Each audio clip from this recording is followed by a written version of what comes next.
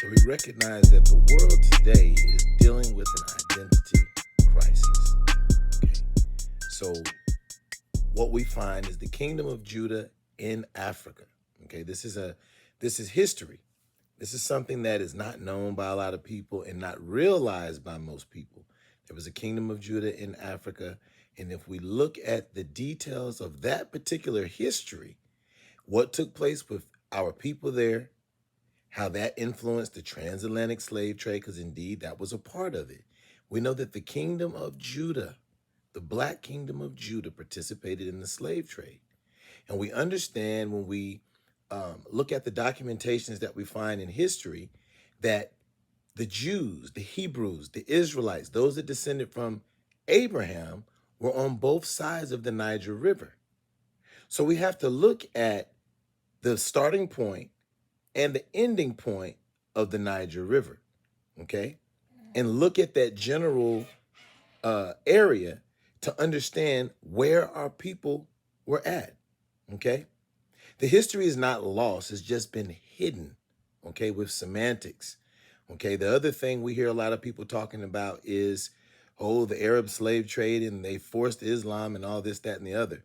What you have to understand is that in West Africa, if you go to the elders, they will tell you the origins of our people were from the Middle East.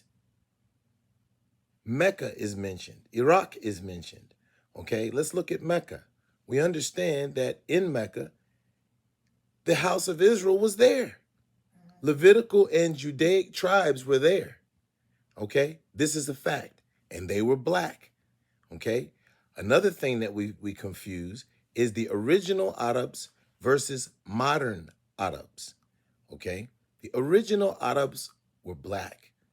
And this has been mentioned inside of the Talmud. Okay, it's confirmed in that we find inside of the Talmud that Shemitic people and Hamitic people were both what?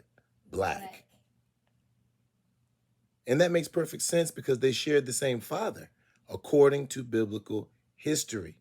Okay, so we just got to wake up and come out of this sleep and this slumber and this ignorance. But we understand that a lot of this ignorance has to do with an intentional, concerted effort to destroy the name of Israel and the purpose of Israel. Okay? That's what this is all about. This is a concerted effort against the house of Israel. All of the things happening in Israel right now, not one time have they mentioned the true house of Israel and where we fit in those politics. And so we understand that there is a powerful root to the reality that we're facing today as Israelites, hidden in the story and what has now become the mystery of the ancient kingdom of Benin. This was indeed an Israelite kingdom. And in this part of the world, you will see the culture of Israel embedded in the society, both the good and the bad. We know that when we read the book of the patriarchs, he said the sin of Israel, regeneration in the Messianic era. Now I have much grief, my children, because of your lewdness and witchcrafts and idolatries, which ye shall practice against the kingdom. And when we study into the ancient kingdom of Benin and the ancient kingdoms of Africa and Arabia and the Middle East and all of the countries where we founded kingdoms, what we will find is lewd practices, and we will find the commission of idolatry and the breaking of the Holy Covenant, okay?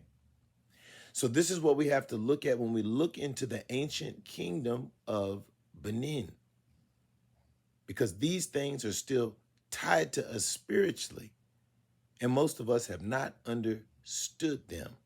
And so we've gotten lost in translation.